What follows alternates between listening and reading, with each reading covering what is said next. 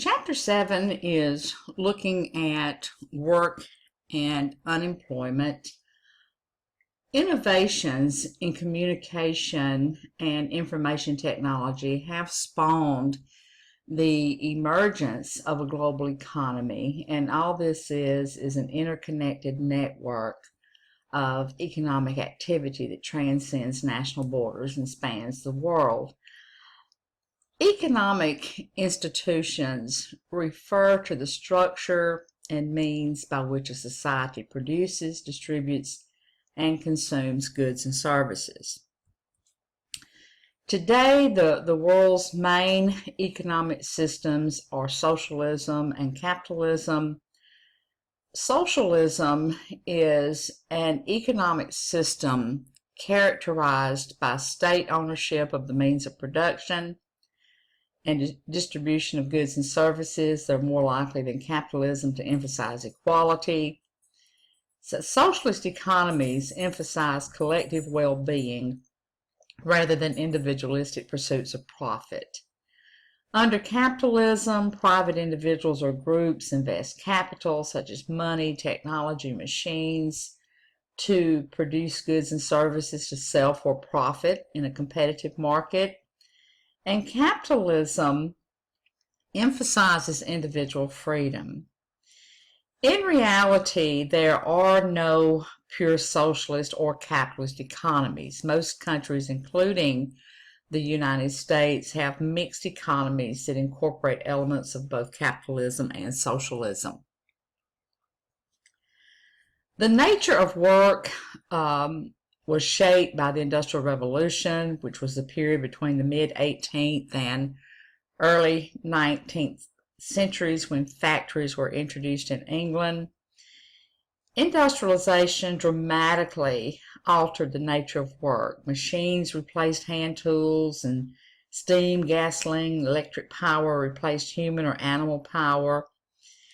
It also led to the development of the assembly line and an increased division of labor as goods began to be mass-produced. And the development of factories contribute to the emergence of large cities. We are now considered to be a post-industrial nation. It does refer to the shift from an industrial economy to an economy that's dominated by service-oriented, information-intensive occupations. It's characterized by a highly educated workforce, automated and computerized production methods, increased government involvement in economic issues, and certainly a higher standard of living. Looking at the globalization of trade, the expansion of trade of raw materials, manufactured goods, agricultural products across national and hemispheric borders has certainly changed the nature of economic life. In the 1980s and early 1990s, United States officials began negotiating regional free trade agreements that would open doors to United States goods in neighboring countries and reduce the massive United States trade deficit. Free trade agreements are pacts between two or more countries that make trade easier. Free trade agreements have opened markets to monopolies, certainly higher prices by facilitating development of large-scale transnational corporations. All transnational corporations are multinational corporations that have a home base in one country and branches or affiliates in other countries. And transnational corporations more than doubled from 1990 to 2005.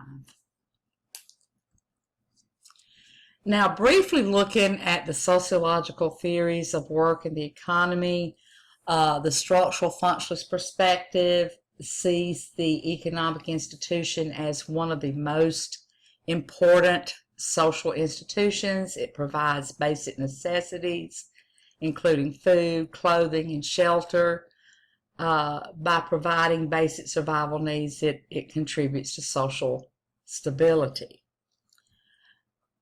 The conflict perspective sees the ruling class that controls the economic system for its own benefit and exploits and oppresses the working masses.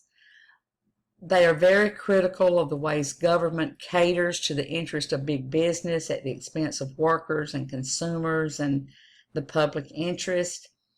They believe that the economic system of government serves the interest of corporations, known as corporatocracy. It involves ties between government and business. Corporate interests find their way into politics through large political contributions and what is known as soft money, which is money that flows through a loophole to provide political parties and candidates and contributors a means to evade federal limits on political contributions. From the symbolic interactionist perspective, the work role is a central part of a person's identity. One of the very first questions that we usually ask new acquaintances is, what do you do? The answer largely defines for us who that person is. And of course, for many people, occupation represents a master status, which is the most significant status in a person's social identity. As of 2010, there was an estimated 205 million people worldwide, which was 6.2% of the labor force that was unemployed.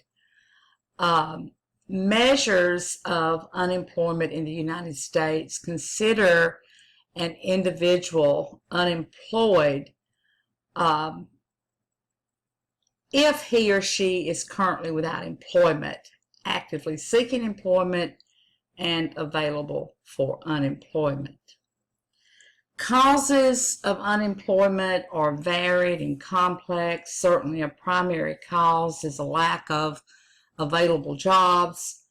In May of 2009, there were nearly 6 unemployed United States workers for every available job.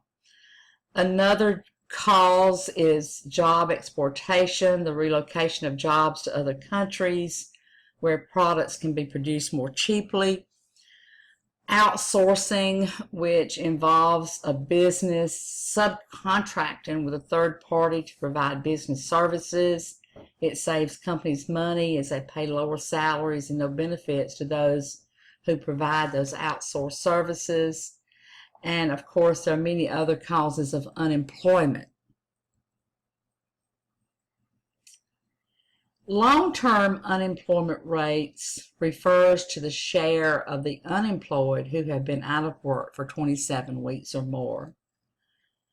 Underemployment includes unemployed workers plus those who work part-time but want to work full-time. They want to work, but they've been discouraged from searching by their lack of success, or neither working nor seeking work, but indicate that they want and are available to work and have looked for employment in the last 12 months.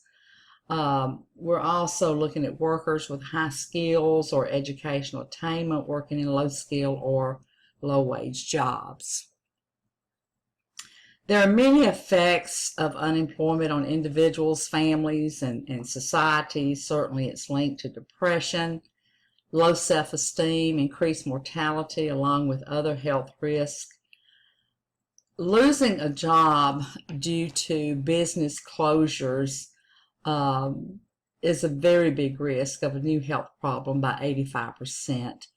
Common problems are hypertension, heart disease, arthritis, and certainly losing a job can also result in a loss of health insurance.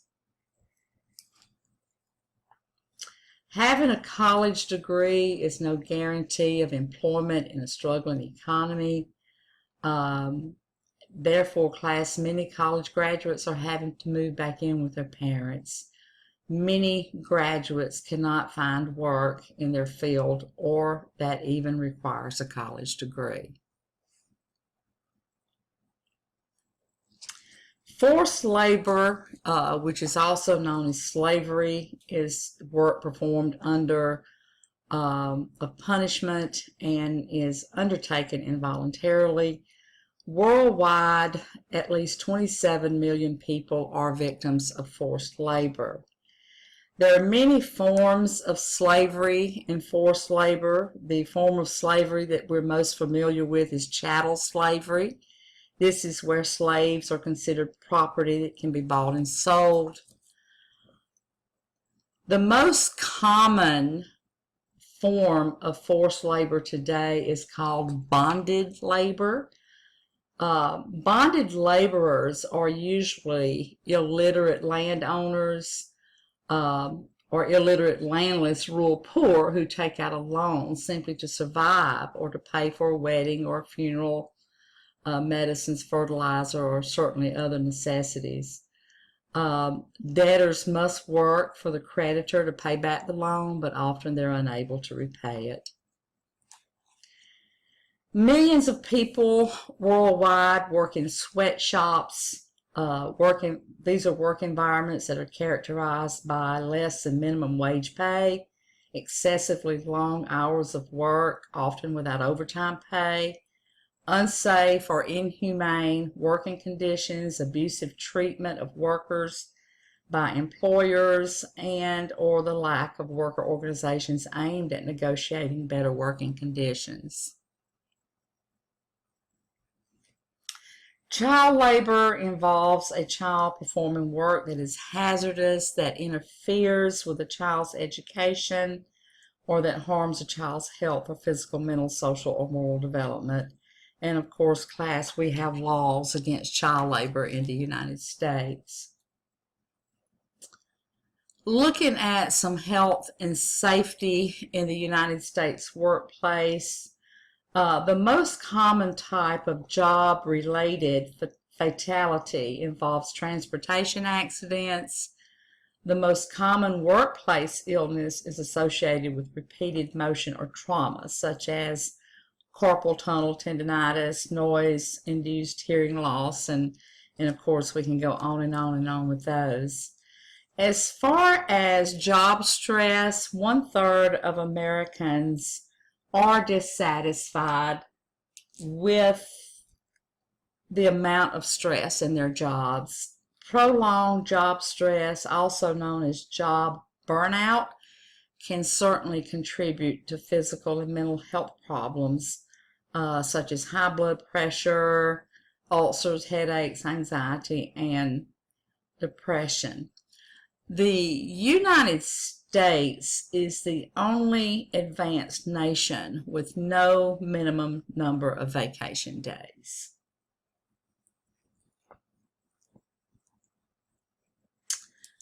One form of job dissatisfaction is a feeling of alienation.